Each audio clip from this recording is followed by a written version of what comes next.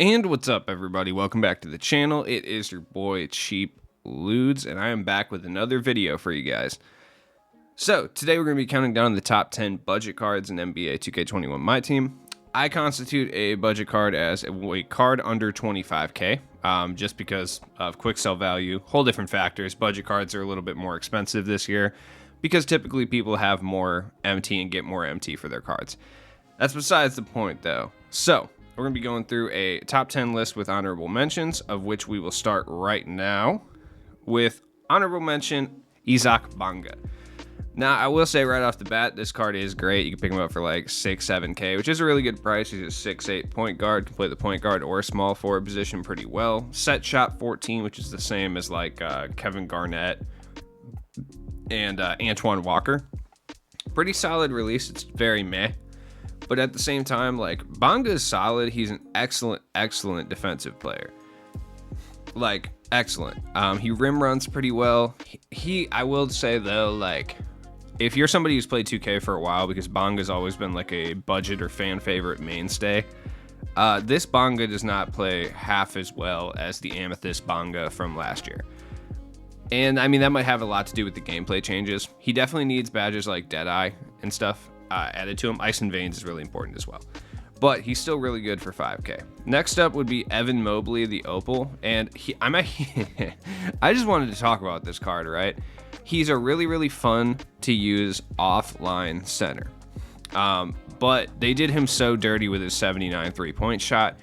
But he is a center, 7 feet tall. He moves really well. He has Trey Burke base. If you were to apply shoes, have the right coach, have a floor general out there, he improves his shooting so he's just usable enough. And for like 5k, I think it's worth picking up for offline use, but just know about that. He's basically like Jackson Hayes with a way better jump shot. Also, shout out to Jackson Hayes for brawling with police and getting arrested. That's so sick. Next up, we got Dark Matter Jalen Suggs, one of the more pricey cards on this list. His price has kind of fallen, though. You can get him, I've seen him go for as low as like 15-16k, so 6'4", he's got Exum base, which is really sick. Obviously, it's one of the best releases in the game. Honestly, he's a little bit small, right? But at the same time, like, his height's not a big deal. He's basically an invincible card. He has near max every single stat, like, which is not a big deal at all. Like, he's solid. By the way, the other person was set shot 14 I was trying to think of was Robert Parrish. So I don't know why I brought that up, but yeah, Jalen Suggs is just really overall super good. He's got Exum base with Trey Burke upper, which is really tight. Next up would be Keon Johnson in the honorable mentions. The reason I have this guy in the honorable mentions is because I'm just very unsure of this card. And when I say that, I just mean he's incredibly good at certain things. Like, he's 6'6" with a 7-foot wingspan, which is super solid, right? He's got a nice player build too. He looks even a little bit bigger than 6'6". The problems I have with him is he has that Kemba Walker base, which is really dependent on the player. Like, for instance, I like Kemba Walker base on Chris Webber. He has release 6 upper, which is Lauri Markkanen's upper. I don't really like that upper, so that's why I say. Next up is AO. First off, number one, I will say this right now, I think AO may be the sleeper pickup of the draft, and I am a Bulls fan, so just take that into account, but I do generally believe that. AO himself in 2K is incredibly good, 6'5" point guard.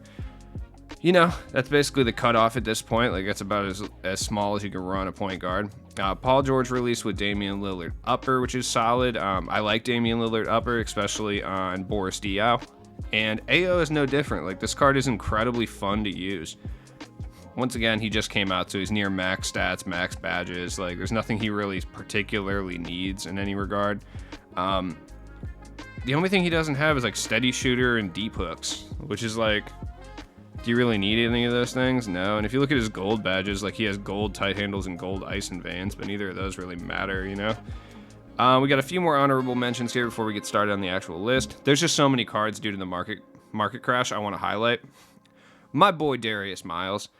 Him and our next honorable mention, who I'll just straight up say is Jalen Rose, I don't care, are so incredibly good, and their value is so incredibly low. I feel like I'd do a disservice to not mention them, just in case this is your first of my top 10 videos and you haven't ever seen my channel before and you haven't heard me talk about these guys. I am not kidding. These are out of the top 5 point guards that you can buy for under 10K. These two are at the top. Maybe this other guy that I'll talk about later is a little bit higher. Maybe there's another guy too. Like, it just kind of depends. But Jalen Rose, literally, for me, doesn't miss. Darius Miles plays excellent defense and barely misses. It's just, these two are incredible. Go try them out if you need. Like, if you want to play with some new guys, go try those guys out. Final honorable mention would be Andrew Wiggins. He was in a locker code yesterday, so I mean, this card was expensive for a long time, and he's a really, really good overall 2-guard. The best way I can describe this Andrew Wiggins card is he's kind of just there. You know, in the best way, though. Like, he's kind of just like, he's just there. Like, especially if you're a Warriors fan or if you like Wiggins, like, he has base 22, which I personally think is significantly better over on current gen. Same releases like Jimmy Butler, Mitch Richmond, Chris Mullin, Corey Maggette, Rex Chapman, Kirk Heinrich, release 78 upper, which is also really good. Same as like Danny Granger, Glenn Robinson. Danny Granger being the pink diamond overpowered Danny Granger. This card's just really, really good at everything. So let's get on to the list now. Number 10, Rudy Fernandez. He would be in those top 5 point guards that you could buy for under 10K that I was talking about, along with like Jalen Rose and Darius Miles. Rudy Fernandez is incredible. Now, he fluctuates between being like 9K and like 11 for the most part, so you can find him as low as 9K though, no problem. At the absolute most, you're going to pick him up for like 10K. But Rudy Fernandez is no joke. He's basically a 6'6" Steph Curry. A good way to describe Rudy Fernandez would be to blend someone like Brandon Roy. Take, you know, how Brandon Roy, like especially the Idols one, plays basketball, and then give him Curry sigs, if that makes sense. You know, like his type of player build, his type of role, and then you give him Stephen Curry jump shot and stuff like that. So it's really just, at this point, we're getting a bunch of like 6'6" guards that just have different jump shots. So it's really all dependent on that. And Fernandez is a beast. Number 9, Moses Moody. Dude, this card, I'm not even kidding. Like, it's crazy. I've been playing around with just the Opal. And like, he's absurd how good the Opal is. Like, and I don't mean the card itself. Like, you can get the Dark Matter Moses Moody for like literally 2,000 MT more than the Opal, and he is significantly better. But me just doing challenges with the Opal Moses Moody, I was like, oh my god, this dude isn't like absolutely absurd. Like, he's so good. Gallinari base, which is the same as like Gervin, Invincible Shaq, obviously Danilo Gallinari, Detlef Schrempf. Release 129 upward, which is Tyrese Halliburton's upper. I cannot believe how good this card actually is. He's got like a very Lou Dort vibe to him, and I think that's because of the headband and the hair and the muscles. I think that has a lot to do with it, but he's 6'6" with a 7-foot wingspan. Literally one of the best budget 2 guards in the game. Next up, number 8, it's Opal CADE Cunningham. Now, the Opals for the next set, just like last year when they gave us like 3 tiers of the next set, are just not very good. But this CADE Cunningham actually is. Yeah, his picture makes him look like he's having a stroke. I'm not entirely sure why 2K picks these pictures sometimes.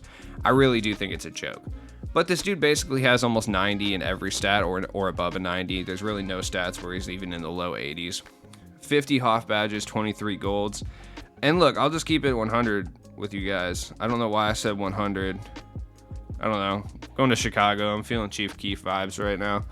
But he's really the only cheap big base 98 point guard that you can buy. So if you're a big fan of guys like Hito or Andre Kirilenko, or if you want to try one of these guys out before splurging on those guys, go pick up this CADE Cunningham for 6K and see if you like him. He might be one of the best Opal point guards in the game. Next up, Hot Sauce. You already know what's up. Hot Sauce in the 7th spot. Kyle Korver. Anybody who's watched this channel has heard me gush about the Pink Diamond Warped Reality Kyle Korver. Gush is a bad word. That sounds gross. Talk positively about Kyle Korver. And this card is just an upgraded version of that card, essentially. Like, there's really no difference between them. Basically, they just juiced up the Pink Diamond Warped Reality Kyle Korver. 6'7" with a 6'9" wingspan.